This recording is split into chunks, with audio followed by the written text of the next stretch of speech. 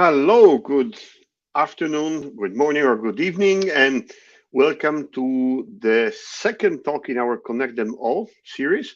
So, my name is Marco Zennaro. I am a research scientist at the International Center for Theoretical Physics based in Trieste, Italy. And today I'm really happy to welcome Samo Grasic, which will talk about DTN and IoT. So, a short introduction about Samo. So he received his PhD from Luleå University of Technology in the subject of human work science in 2014. And the focus of his work was on the development and deployment of the ICT infrastructure DTN for sparsely populated Arctic regions. Since 2016, Samo has worked with the Dalvadis Economic Association, called YOCMOC, where he designs and developed the Nomatrack LoRa-DTN platform, which we will learn more about in his talk. So this platform is tailor-made for reindeer herding purposes in remote Arctic environments. So Samo is a member of the Interplanetary Networking Special Interest Group and the co-author of the Prophet Routing Protocol, RFC 6693. His interests include routing in computer networks, energy harvesting, low power system, software and hardware development, as well as embedded systems. Sam is also interested in the social and economic aspects of the ICT deployments. And prior to his academic career, he worked for more than 6 years in the industry, developing hardware and software components for meteorological and radiological systems. So thank you very much, Samo, and the floor is yours. Thank you, Marco, and thank you for introduction. So, as Marco said, my name is Samo Grasic, and I work at the Luleå University of Technology in Sweden. Currently, as a researcher, and the work that I will present today kind of sums up the last 5 years of the efforts that I put into 3 different projects. The first project was actually EIP Agri-funded project where we started to develop this platform, and it was led by Kersti Kemnen. The second project was Vinnova funded project. So Vinnova is a Swedish innovation agency fund, and it was focusing on developing on using drones and developing the messaging function into the platform. And the third latest project that's coordinated by Maria Udin, work as a professor at the Luleå University of Technology, focuses on using the drones to assess the ice thickness for safety of the reindeer herds that works on ice during the winters. So a bit of a background. So I would like to kind of talk more about the context, because I think many of these things kind of really relates to the works and how things were implemented. I mean, really because of the environment where this platform is actually used. So as I said, this work was initiated by 2 female reindeer herders that work at Dalvadis Economic Association. It's located in Jokkmokk. So if you look at the circle, it's actually here on the edge of this circle. That's where Jokkmokk is. It's as you see, like this region, all this blue region is actually part of Swedish Sami region. And I do need to mention that Sami is actually region that spreads over from Norway all the way to Finland and Russia. And in this Dalvadis Economic Association is kind of an umbrella organization for 4 Sami villages that live around Jokkmokk, and their names are Siriges, Turpo, Niokokasket, and Uja. And I do need to say that this platform was developed together with the reindeer herders and not for the reindeer herders, which I think it's quite a big. It means a lot, because it's, at least for my sake, because it's a platform that was developed and really tailor-made for them. It was not really maybe looking at market and how to really sell this, but it's actually to make this technology really useful for them, because as I will talk later on, I mean, it's quite clear that unfortunately there's no really much products that are really made for this kind of environment when it comes to IoT devices. So a bit more about reindeer herding. So reindeers in Sweden graze freely in nature. That's the situation in Sweden. You have other arrangements in in Norway, another in Finland. And what's important to say is that, I mean, when the Sami population, they have exclusive rights to graze, basically reindeers, over a quite large area. And one of these is actually Padilanta in Sarek National Parks. And it's a really, really vast area. So it's like probably like a couple of hundred by a couple of 100 kilometers large area. And these areas, due to the national park policies and the terrain, lacks any kind of infrastructure. So that means there's no roads, there's no internet, no connectivity, no mobile network.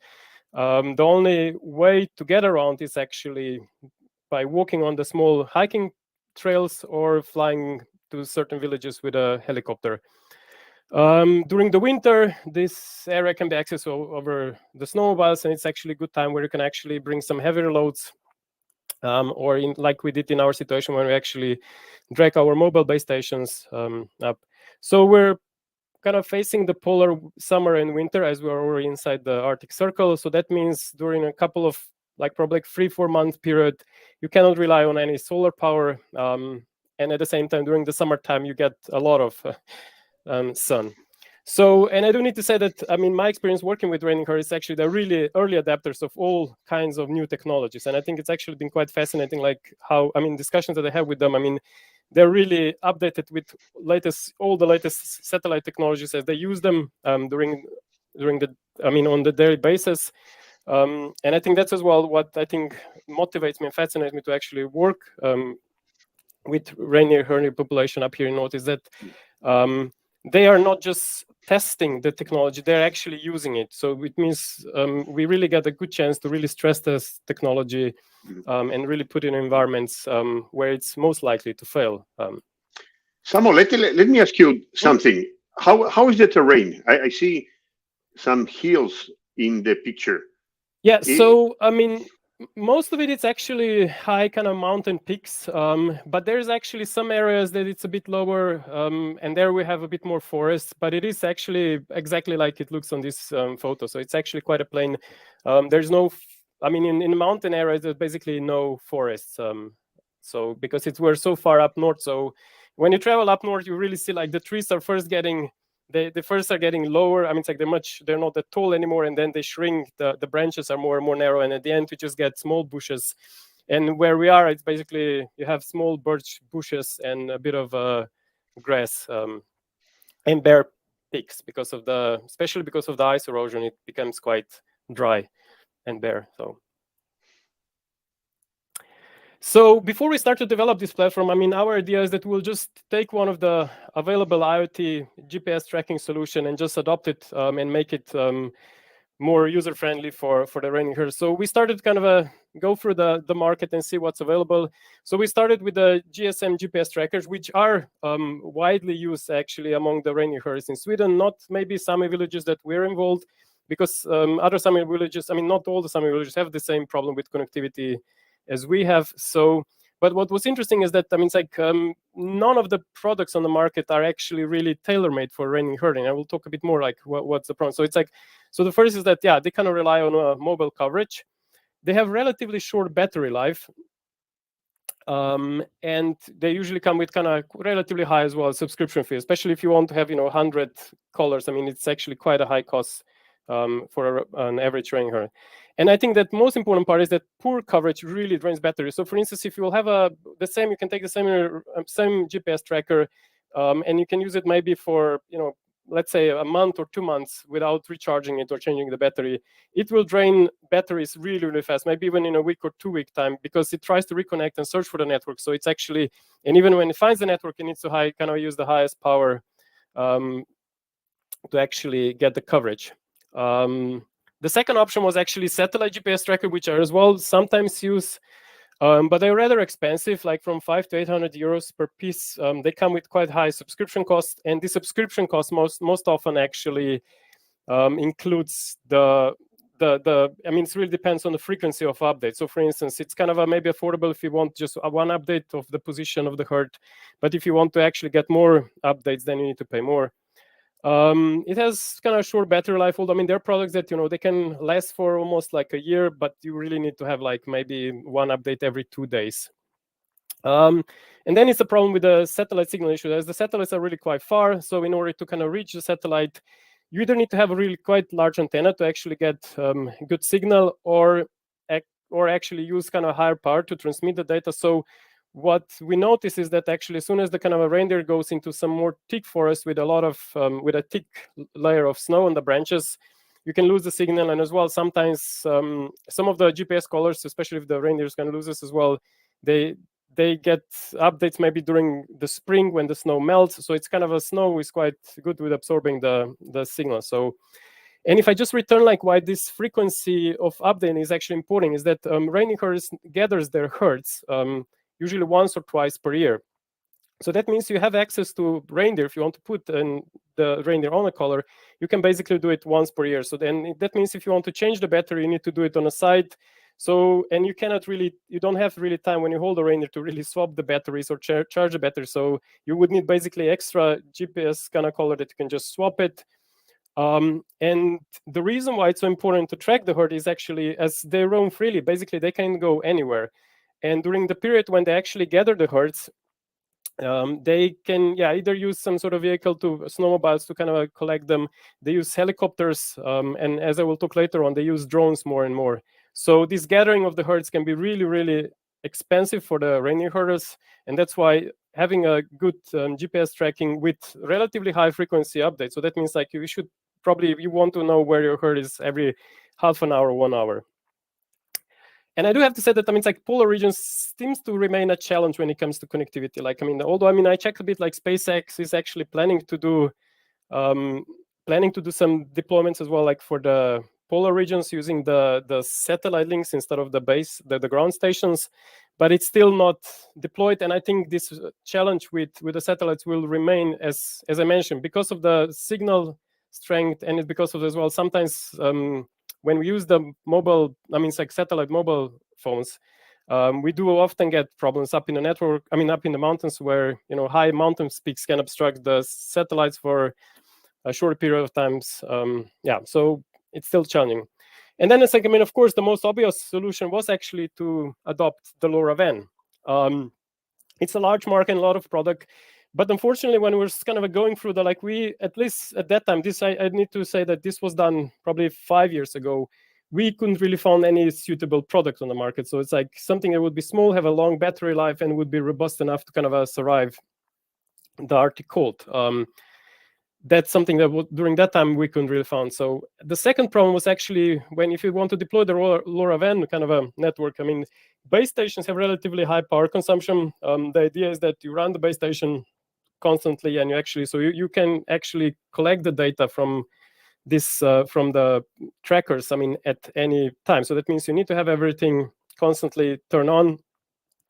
We lack internet connectivity on most of the spots. So we have on these mountain peaks, on the edge of these national parks, it is possible to get mobile connectivity to the nearest mobile base station, but otherwise most of the spots don't have it. And at that time, there was kind of a no LoRaWAN mesh. I know that there's some development that happened recently in this direction. And then the kind of the biggest actually hinder in this was that this end-to-end encryption, and the fact that, you know, LoRaWAN is actually really good for collecting data, but not so much to distribute data to the network.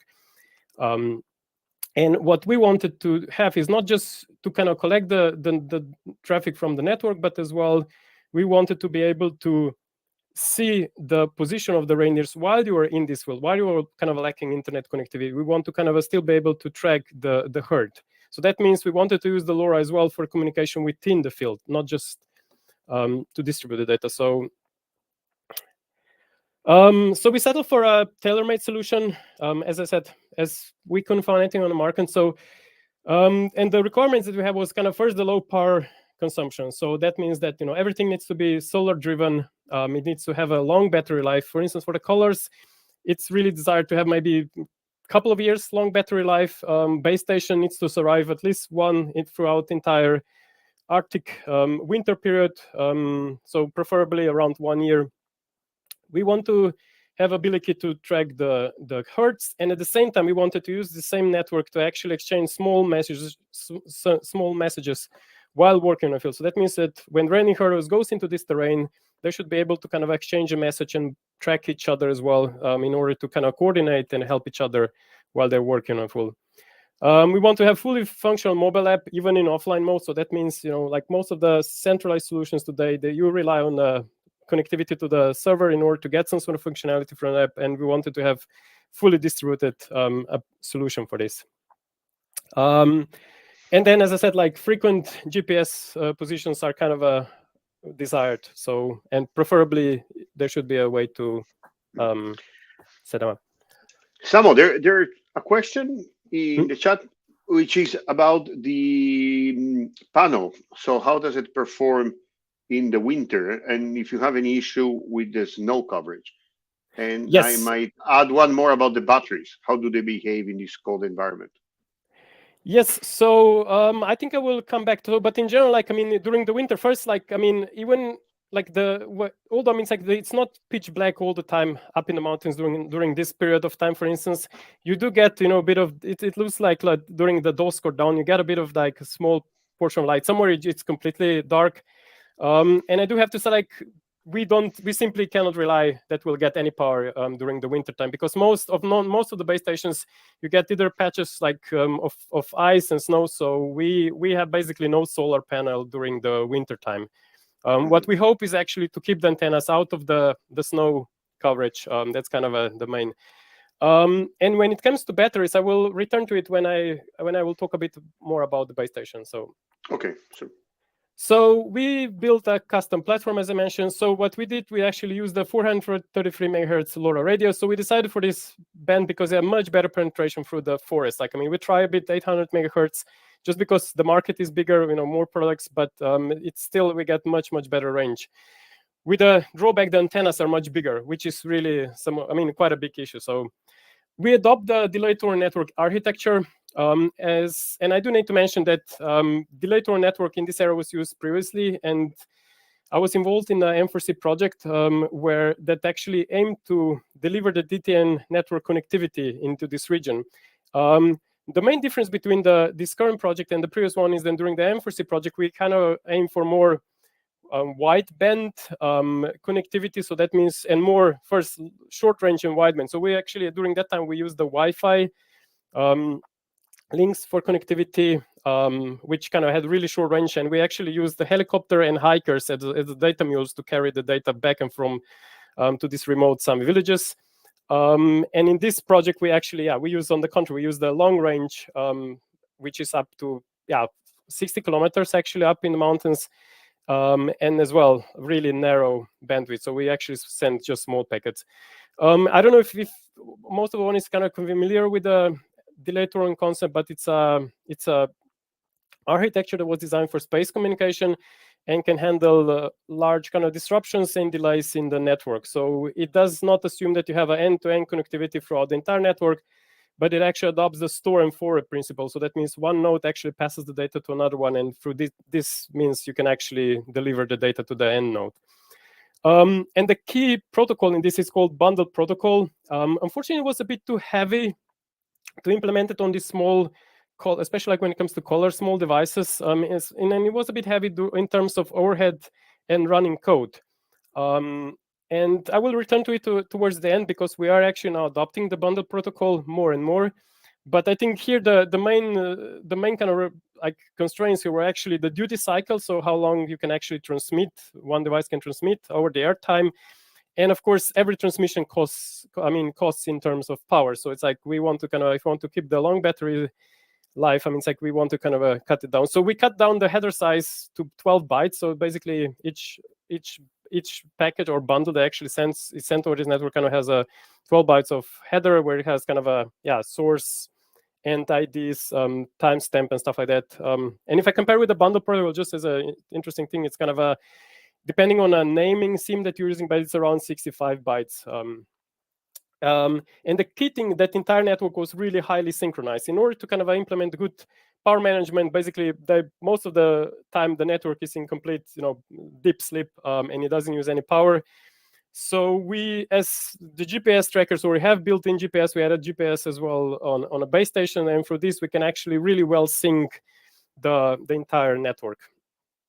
At the moment, we kind of designing 4 communication opportunities every hour. So that means you actually have a kind of a different windows where you can actually send or receive the data, and it's basically every let's say every hour, every quarter, and every half an hour, and every 3/4 of an hour, you can actually send the data over this network. It supports 2 modes, and we have this so-called master-slave mode, and this is actually during this mode we communicate with the really power constrained devices. So that means these devices are not expect to kind of forward data to other devices, and that's why we wanted to use this master slave. So during that time, basically the base station sends out the beacon, and then all the devices that are around this kind of response to that beacon and actually uploads the data to the base station. And then the second mode is called peer-to-peer mode, and during this node that kind of follows this master slave mode, this mode is actually used then for communication between the base station, between the, as you will see, we developed some sort of we call them pocket nodes. It's kind of a devices that reindeer herders are carrying with them, and we use this peer-to-peer mode to communicate during that time. It's implemented as Arduino library, and I'm kind of working to kind of make the protocol itself, not the entire platform, but the protocol itself is actually planned to be open source. So if I go through the components, so we have a GPS tracking collars, we have base station, we have pocket nodes, and I'm going to talk about it. We have drone nodes, and then the last 2 components are Nomad track application and server. And in the background, on this photo, you see it's actually taken by one of our colleagues, and this was just before we deployed these base stations up to the field. And as you can see, we actually made, and this is again one of the innovation that came from the reindeer herds themselves. So basically, they use the snow sledges as a base for the base station, and you can just basically connect each other in a chain, and then connect everything to the snowmobile, and then the dog can drive them up to the mountains. So first, the reindeer GPS tracking collars. So I have to, maybe one interesting thing, all the products, even partly we can say we started the production line. Everything that we use in this project is actually 3D printed in order to kind of lower the cost, kind of increase decrease the time that we need to that we need for testing stuff. So all the colors are just being simply 3D printed. So including some pocket nodes and including some parts of the base station. So we use the 3D printing a lot to do this. So current version of the, current prototype actually has quite a long battery life. So we can actually adjust it between 2 years if you do the updates every half an hour, up to 5 years if you actually are more conservative on how often you choose it. It's using the master slave mode, and one of the benefits of this master slave is that if the reindeer is actually not in a range of any base station, so that means that it will not receive the beacon.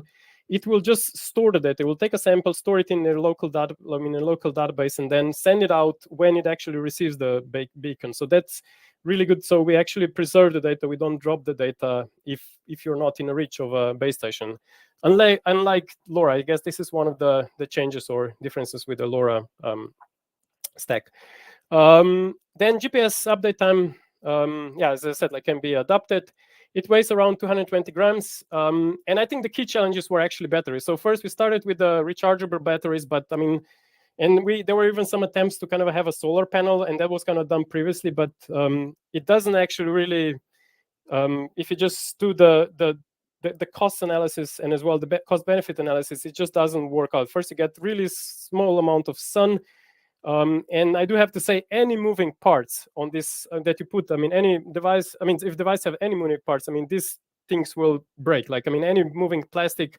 We have quite a big problem with antennas. It's something that we still haven't actually solved. So I think the latest prototype that they're actually testing, it has a built-in antenna, because despite the fact that we use actually some really, really tough and strong cables, when you have a cold winter, in a really cold conditions, these cables will simply snap, because they usually start to basically bend at one spot and it will eventually snap. So it's kind of, antennas are still the challenge. At the same time, I do have to stress the antennas in this project were actually the key thing. So most of these antennas are actually individually kind of attuned to the right resonant frequency in order to get the best range.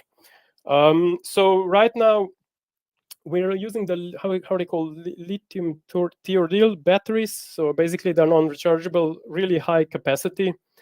And then as well, waterproofing was one of the challenges. So it's like, regardless how you try to make this enclosure for this kind of environments, I do just have to say, as long as you will have air inside, you will not be able to make it tight. It doesn't really matter because you have such a big temperature difference. So it goes from plus 40 to minus 30. You will eventually get in some sort of condensation inside, and that's actually something that I've seen in many times when I open these products. I mean, you do see the corrosion that happens over 1 or 2 years period. So the best thing is just to pot it with something, so you just avoid any air. And quite often reindeers go, when they do kind of like swim through some rivers, or when they dig through the snow, I mean, they do get wet a lot. So, and I think the latest thing that I want to kind of, I don't know, maybe for some other developers, I mean, I do have to say that these colors were built based on a SAM-D21 microcontroller. And I think one of the biggest challenges was actually a bug that we actually found, and it's actually one of the sleep. I mean, when you put the color into sleep mode, when the color restarts, it happens really rarely. It can happen once, twice per year, but it does happen that you will, I mean, the memory will not recover in the right way, in the right order, and the GPS core just locks itself, which is actually quite a big problem. So for instance, imagine like when you deploy these things, I mean, you actually get, if this happens 2 weeks after you deploy this on a reindeer, you will basically have no connectivity or no tracking for that reindeer for a year. So next is the base stations. So as you mentioned, they can be fixed or mobile. There are actually some masts that where we actually fixed masts that we actually use to install this, but most of them are actually mobile. So as I mentioned, like, I mean, reindeer herds are moving their herds, like, I don't know if I mentioned, but like, I mean, during the summertime, they usually use this mountain region as a grazing area. And during the winter times, especially if the winters are really harsh, they actually move the herds towards the coast, and they have them all the way down at the coastal area. So that means it's good to have actually base stations that you can just take with you in a true kind of a nomadic way. It uses a sturdy high gain antenna. I think it's around 8 dB gain. It's double dipole. And with them, we actually get quite easily range up to 60 kilometers up in the mountains. It's solar, everything's kind of, as I mentioned, solar powered. And at the beginning, we actually did use lead acid batteries, 12 volt, as it was kind of a legacy from kind of some previous tests that we've done. But it actually turned out that as soon as you do any kind of conversion from 12 volt to 5 volts to 3 volts, you lose a lot of power. So at the end, we just decided to use a really high capacity leaf-epo battery, and we just use single cell battery. So basically, we run entire system on 3.6 volts, go straight into the microcontroller. So entire system is really low voltage and really low power. I mean, it's like, so right now, I think we actually had some base stations that people forgot to plug in the solar panels, and they work for more than 2 years using the GSM and everything. So I think we did a bit of a kind of a overkill on the batteries, and in future we'll probably have much smaller capacity. One thing is that I kind of can as well stress, if you're doing that, I mean, it's quite important to have quite a thick cables, because when you go so low with the voltage, for instance, the GSM or even LoRa can actually produce such a high kind of current spikes that the unit will reset. Just a small thing, if someone can actually maybe use it. We use the GSM network where it's available. And then if it's available, we use the MQTT protocol to upload and download the data to the server, or we can actually exchange this data with other base stations and other people carrying these pocket nodes. A few words about power management. So it's like, I mean, as I said, like everything is synced. Most of the things are actually in a sleep mode. What did happen in less, I think, one year is that actually the batteries during summertime start to be kind of overcharged. And we started to actually just change the power management. So we keep the base station running as long as the batteries are having enough charge, like maybe up to 50%. And this actually allows this kind of we call it kind of besides these two modes that we have, this master slave and peer-to-peer, that just kind of allows communication windows for like every quarter of an hour. This allows us to basically have things running in the same way as LoRaWAN would. So we can actually retransmit the data immediately. And this became quite important when people start to use the chat function and pocket nodes, because when you send the data, on average, if you send the data to a colleague, it took basically half an hour to get that first one quarter to get that message out, and then as well maybe another quarter to get the message back, which is sometimes really not so useful, I have to say. So then the last part in this kind of network is actually their pocket nodes. And there, as you see in the background, they're kind of a free iteration of these pocket nodes. And the idea is to kind of to use these pocket nodes. They're basically the interface between the LoRa-DTN network from 433 megahertz and the mobile app Bluetooth interface that we actually built. So basically, although it has a built-in GPS, it's basically quite it just works as an interface. Just as an interesting thing, if I talk about this, it's kind of a battery life. It's like when I test this pocket nodes, I think the average battery lifetime was actually around maybe almost 2 days before they kind of died out. And when you take them during the winter, when the reindeer herds were working actually up in the mountains, they complained that the lifetime was much shorter. So it was actually quite extreme. It was actually, if you're out working, I think on a minus 25, I think the battery lasted for maybe 1 or 2 hours. And then I think the biggest challenge is actually that you are not able to charge a battery when it gets so cold. So people use those basically simple battery packs and actually just tape them next to it, just kind of extend the battery life. So I don't know if you should return a bit to the questions I see. Yeah, Samo, I have one question about this pocket node. So the power consumption is given by the GPS, right? I imagine. So my question is, why don't you use the GPS on the mobile phone instead of using it on the pocket node? Yes, it is actually possible. Inside the app, you can actually use the GPS. I think the main reason, honestly, to use GPS was actually to be able to be synced with the entire network. You could actually sync back from the phone, but the firmware that runs on this is basically almost, I will not say exactly the same, but quite similar to the base stations, just to kind of make the development as simple as possible. And I think it's like, if you return to the GPS, I think what's interesting, like when it comes to GPS colors, is actually, we try to we focus so much on a protocol itself, try to make the these bundles as short as possible.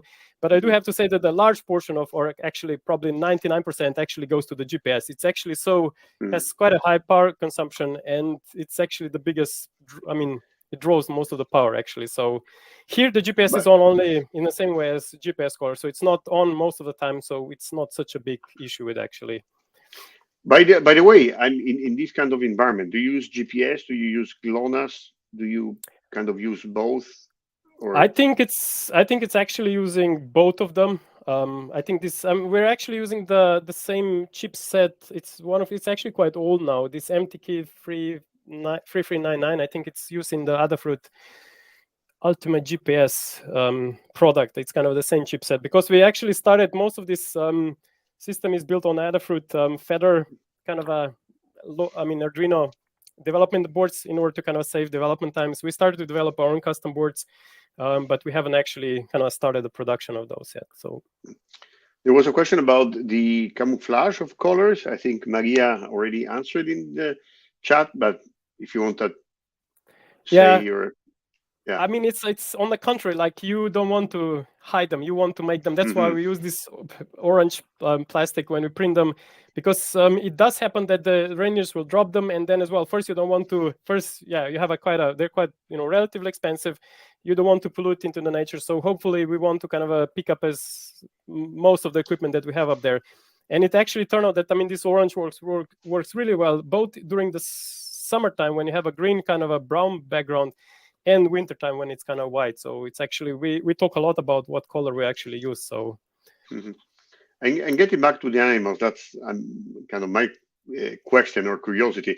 Has there been any interest in studying the animals? So in using these devices on the animals to study their behavior in some way? Not on all the colors, I would imagine, but kind of. Yes, actually, we do talk right now about it, to actually maybe develop a color that would have a bit more sensors attached to it, to kind of know like the state, what's actually happening. I will as well return to it a bit later on. Okay. But so yes, and then I think one of the Sami villages has kind of quite a big high mortality rate when it comes to small calves, small reindeers. So we would like to actually see what is actually the cause for such a high death rate. So so there is actually quite a big interest to actually develop a bit more smart collars that you can actually get some more information. Basically, you would want to probably kind of collect the movement, so basically accelerometer, and as well would be probably really good data to have in this. And yeah, the last kind of a part of these networks are the so-called drone nodes, and I think drones are have become really kind of essential tool for many of the reindeer herders actually to monitor their herds. Like if previously, because it really allows them to kind of use much. They need to drive much less with snowmobiles. They need to fly much less with the helicopters, because they can simply, just deploy the drone and actually kind of fly around and check their herds. And the drones being kind of the main thread throughout all these three projects. Like even in the latest project that we have right now from Vinnova, it actually supports us to use the drone. We're actually planning to use the drone to kind of then use different methodologies to actually assess the ice thickness in terms of safety, whether it's safe to drive over or not. So drones are really kind of being used like a lot up in the mountains. And what we did first, we actually develop a small kind of a node that you could attach to the drone, and actually then you just fly around and you can basically have it. You can use it as a hovering mobile base station. And I have to say, like flat terrain, we get coverage around 30 kilometers. Up in the mountains, it could be much worse or much better depending on where you are. And we actually one interesting kind of aspect of this is that we had the really big issue with interference with DJI signal when it comes to video and telemetry signal. And it's something that I actually try different methods to kind of filter out the signal. I use filters, different kind of antennas and stuff like that. But as soon as you will bring the LoRa device really close to the drone, like less than a meter, I would say, it has actually such a strong transmitter, although they kind of function on much higher frequencies. It will actually just kind of push down the signal noise ratio to an extent that you will not be able to kind of get and decode the message. And actually that was really hard thing to actually find out what is actually causing, because when I test this thing in a lab, it worked where it even worked well around the house, in this close proximity.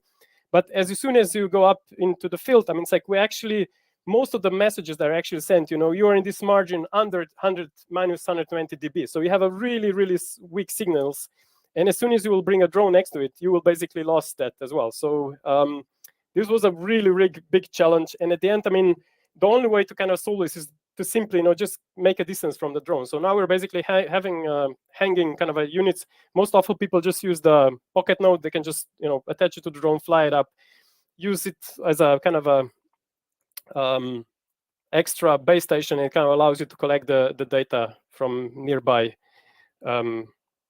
nodes. So again, like if you work with DJI and LoRa, be careful. It's really interfering. What I tried to do for a while, I actually developed, it's like my own kind of a drone, but people were not really, they just want to basically use the drones that are already used, and DJI is kind of people are used to use them, and it's like they just want to kind of continue, and surely they're probably one of the best on the market right now. And lastly is actually I want to talk a bit about the application. So we developed this application using the Qt framework. So it's kind of same code, and we run it on Android, iOS, Windows, Mac OS, and Linux. And what's really important is actually has built-in SQLite database. So basically, most of the data kind of just is collected locally, and the MQTT server communication is most often used just to kind of synchronize the data between your local device and. It is possible as well through this app. For instance, if you collect the data over the pocket nodes, so not over the standard way, over the internet, you can, mobile app buffers the data and then pushes it up to the server so that other users can actually get the data from their herds. It has two functions, basically displays the GPS position of the reindeer herds, and as well, you can as well work, it's like exchange small messages, and you can actually geotag the message. So basically you can say like, I don't know, I need some assistance here, and then it's going to appear in the app. The message itself will appear in the app itself. The key challenge here was to keep it alive on Google Play and Apple Store. It's kind of quite a big struggle to do it.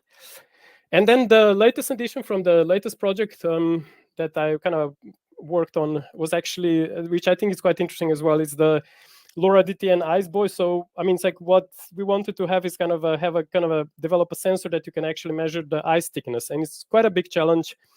right now, the current prototype can actually measure the eye thickness. I mean, it's like we still have some problems to solve, but what's interesting is that we can actually submerge this buoy. So we're basically anchoring to the bottom of the lake or a river, around 80 centimeters under the water, and then it actually uses the ultrasound and pressure sensor to actually estimate the eye thickness.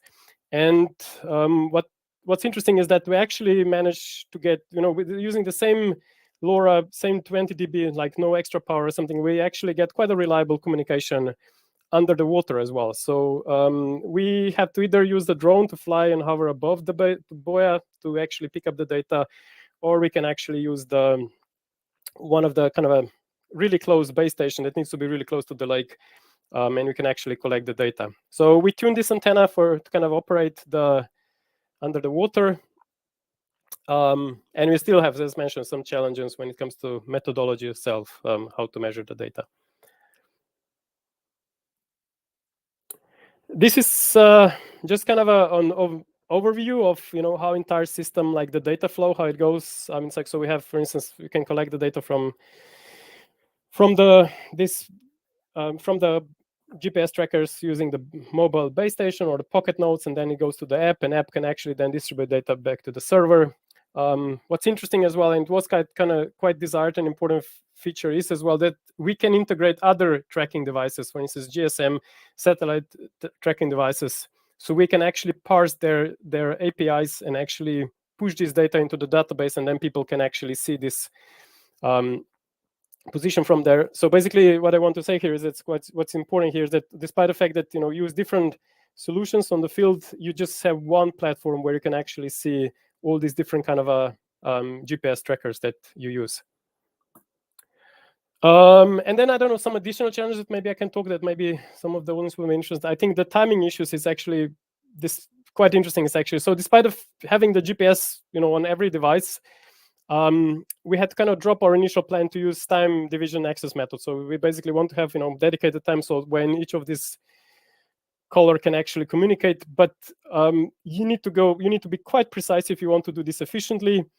And we had some issues with timers, especially when you have them from when you go from really cold to very hot like environments. So it's going to have some drifts in timer. So I mean, at the end we actually decided to have a slotted aloha principle. So basically you divide your communication kind of opportunity into different slots, and then you basically use the random function to actually decide when you're going to transmit. And I have to say that this was much robust, easier to implement, easier to debug, and it's actually, I'm kind of happy that we moved from this first plan.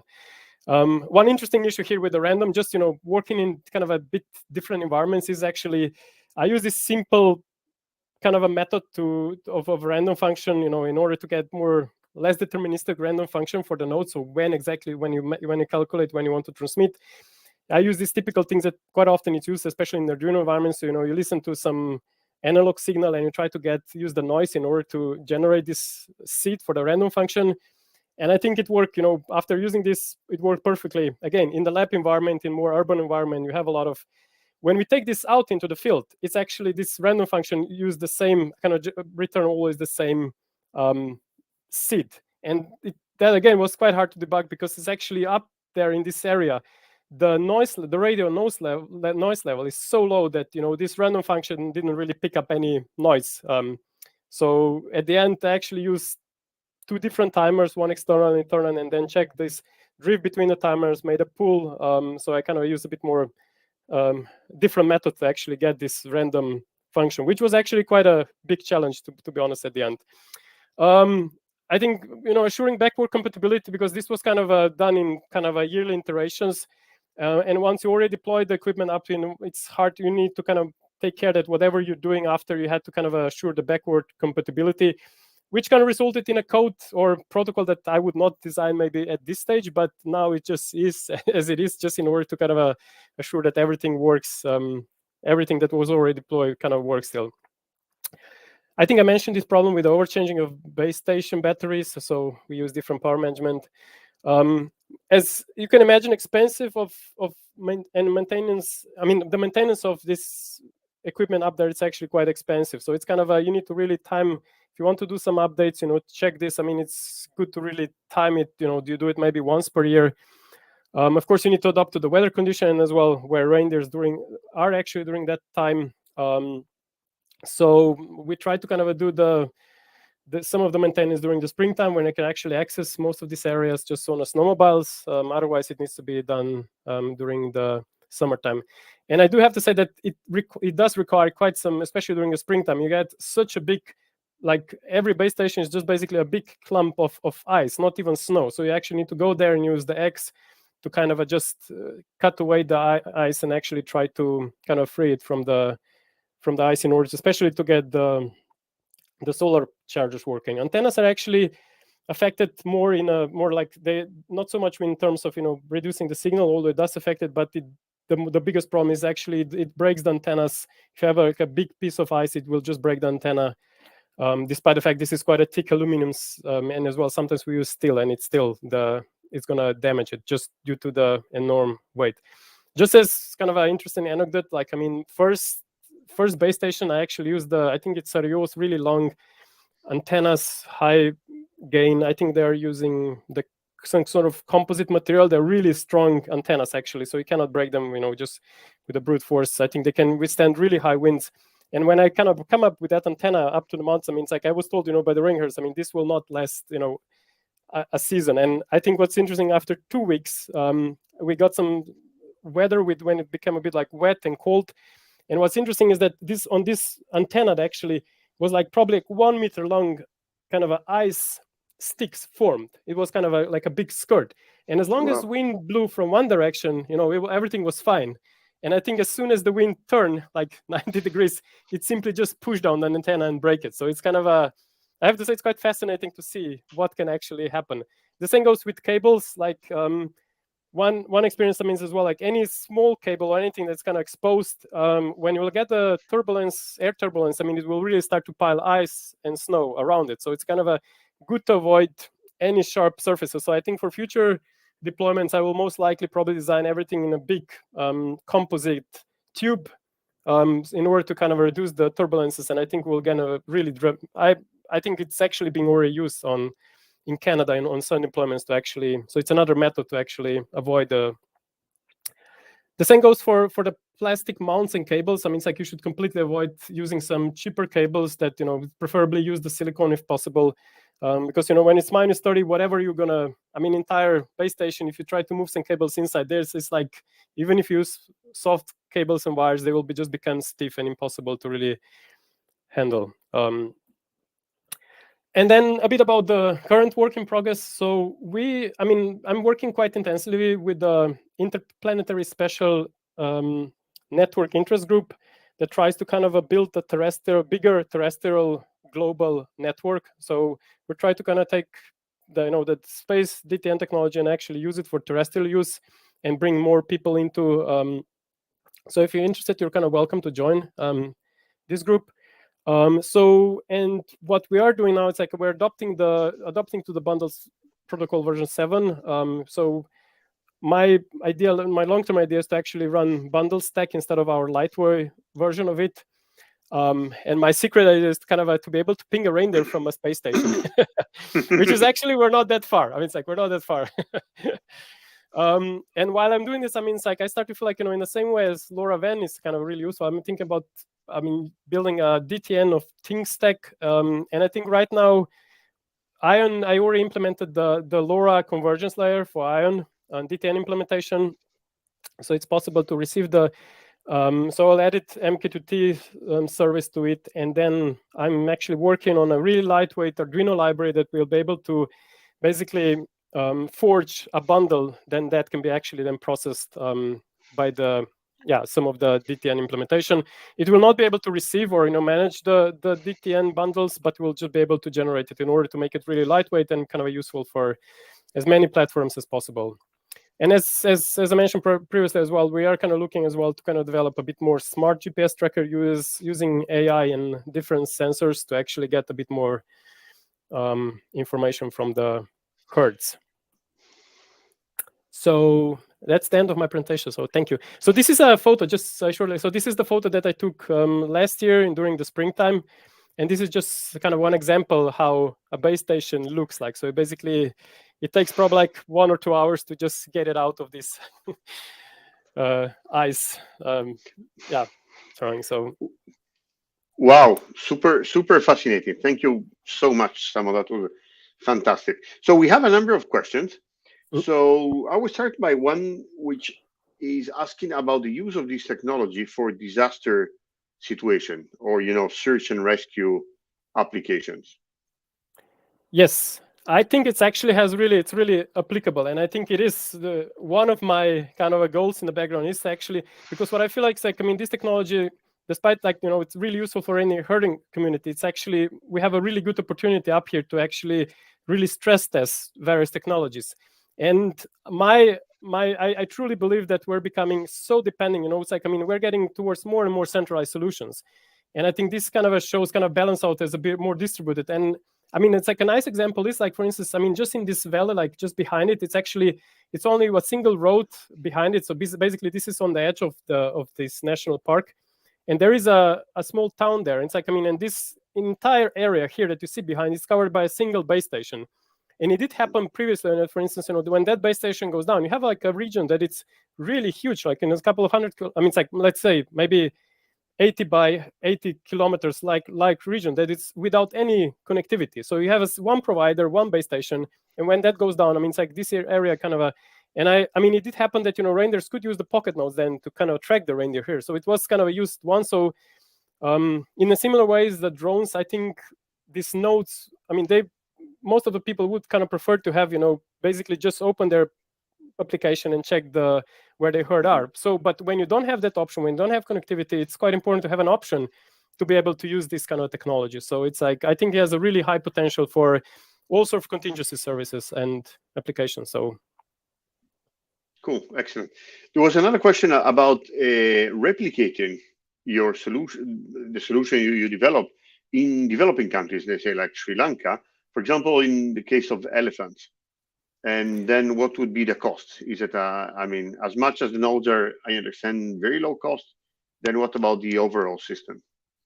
Yeah, I think it's like, I don't know, it's like if I just talk, from business perspective, I mean, it's like, I don't know, we never really kind of we never finished kind of business model, but if you just talk, just like the kind of highest cost, I think the highest costs are actually in antennas. I mean, it's like, so that's the highest cost. And it's like, this antenna that, I mean, it's like, which is maybe not the case that we don't need to use maybe same antennas in Sri Lanka, because up here we need to use these really strong antennas that cost around probably €1,000 piece. But otherwise, I think we have one really good Italian producer. Is it Surya? I think, and they're actually, you can get antenna in the same basically gain and everything for maybe €200. So I think the cost can be cut down a lot. So it's like, I think you can actually build really low cost solution. So it's basically the microcontroller and the board itself. It's not expensive, and then it's basically the GSM subscription where you need it, and then batteries and solar panels. So cool. And then there was one question about the bundle protocol, which I think you answered in a later slide when you said that you plan to use the version 7, right? So the question was, what is different in your protocol compared to the standard one? You said that, yeah, you had to modify something, right? And it was mainly about the payload, but is that the only thing you modified?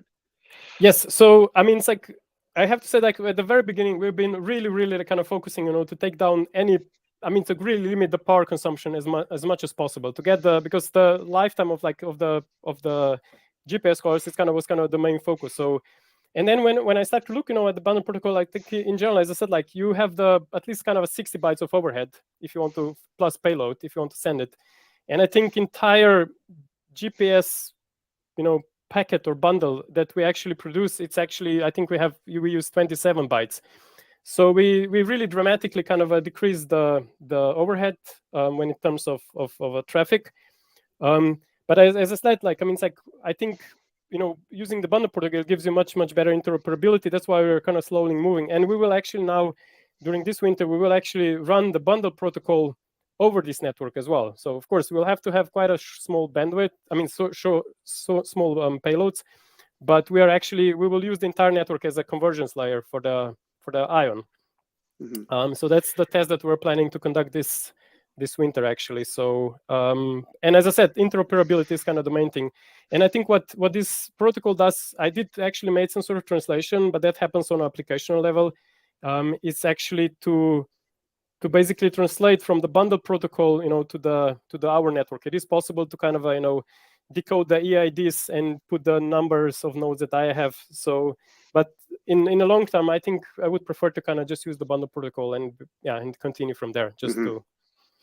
And then maybe again related to protocols, what's the difference between this solution and something like Mystatic, which seems to be available for some IoT devices, right? ESP32 devices.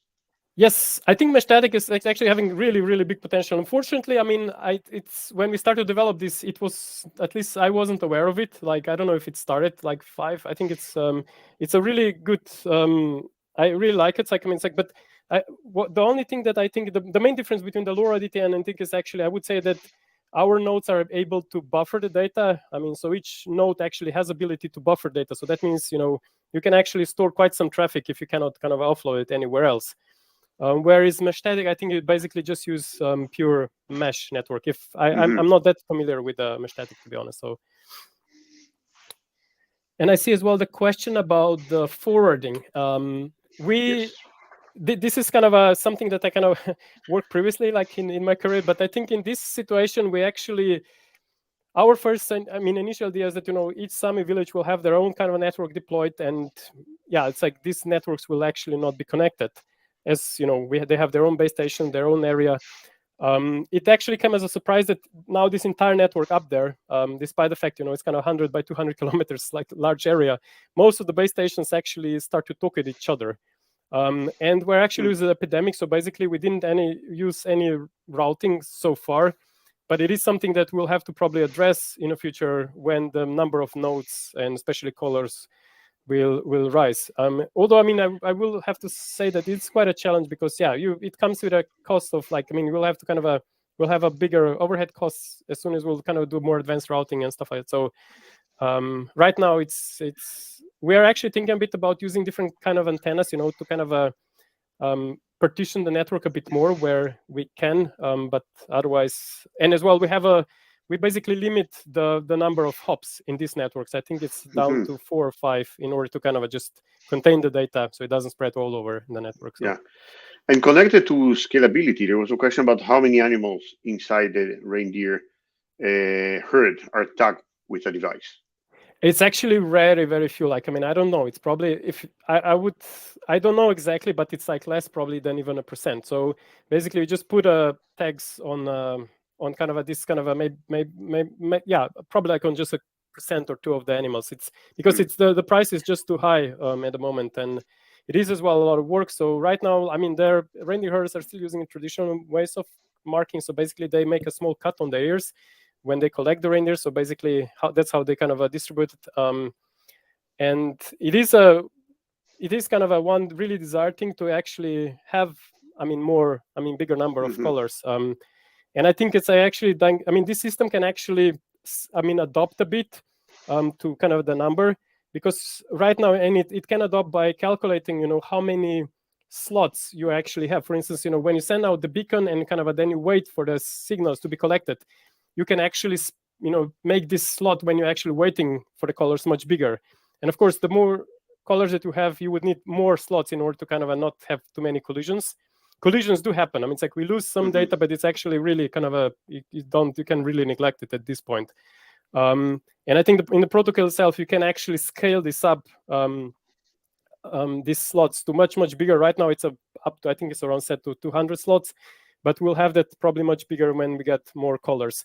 The reason why I wanted to have it quite small at the very beginning is actually because, while you are actually, when you have this time, during this time period of time, you need to kind of have the color alive because it needs to, or up and running because it needs to wait for that. And again, it's just to preserve the data or the battery life. So that's why. There's also one question about Batman protocol for routing. Yeah, I actually heard about, but just because it's kind of interesting, but I haven't had time to really look into it, to be honest. But as I said, routing is one of the things that we'll need to address. in future. So I have one question. At the beginning, you mentioned satellite solutions, right? Have you looked into this swarm space, which is a solution for IoT devices, whereby you have this, kind of yeah, I think small chip cubes. that can send data. Yeah. Yeah, I think we've been in contact with one. How now? I think it's actually a company named Hubert in Netherlands. We've been in contact with them a bit. And the problem with like, or I mean, the problem is like, I mean, it's like I think first is like they use basically polar orbits actually to collect the data. So that means you have maybe one or two, depending on how many satellites they have, but you have maybe one or two opportunity per day to actually send the data. So during that time, I think they just had one satellite, and when we discuss about using it, I mean, so that means I think it actually does two rotation per day. So you can actually send the data. You have two opportunities to send the data per day. And I think the biggest challenge was actually the antenna. So it's like I think we discussed, how to design a small antenna could put it on a reindeer, and it's actually really not. I mean, it's not really viable to kind of put like maybe 10 or 20 by 20 centimeter antenna on a reindeer. So we've been in contact with them. So what we discussed later, I mean, towards the end, is actually to maybe use and I know that they adopted that solution as well for IoT. So basically, they're using this receivers and sensors to actually offload the data from LoRa-DTN base stations. So I know that there is some solutions for that. But it is, I think that there's going to be always a challenge with satellites because compared to LoRa, I mean, it's like you need to send the signal much further. You need to have a really good antenna. Any obstructions are really problematic. So it's a big potential, but still many challenges. So maybe not for each and every reindeer, maybe as a kind of collection point, right? So where the data can be sent and then can be sent to a satellite. I think the payload is about 200 bytes per pass of the satellite for this specific case. So and I think that's where we got to be, because we do have, despite the fact we have really, really small amount of data we need to send. I mean, 200 bytes didn't make it, and I think that's why towards the end we just opted for the GSM. And I think luckily, it's like we have some I mean, around the edge of this network, we do have GSM connectivity, and we're actually still running the old GPRS. I mean, it's like surprise, still they're running up here in the north. So we're using the really old GSM modules to send the data. So they still haven't shut it down. So we're kind of waiting for the LTE migration.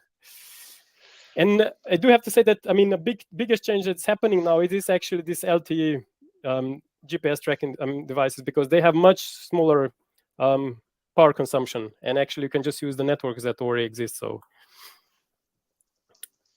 this LTE IoT, I think it's actually one of these standards. So. Okay, if there's no more questions. Okay, so thank you very much, Samo. That was an excellent talk, and I'm sure you will hear back from listeners and viewers. And next talk, low power wireless Internet of Things with LoRaWAN page, and website is the one you can see on the page here, connectthemall.net. So you're very much welcome to visit that page, and see you for the next talk. Can I just add one thing? So of course. If anyone is interested in adopting this technology or trying it, and as I see there was some question about deploying in, please contact me. We'll try to figure something else like so. Thank you. Thank you so much. Bye. Bye.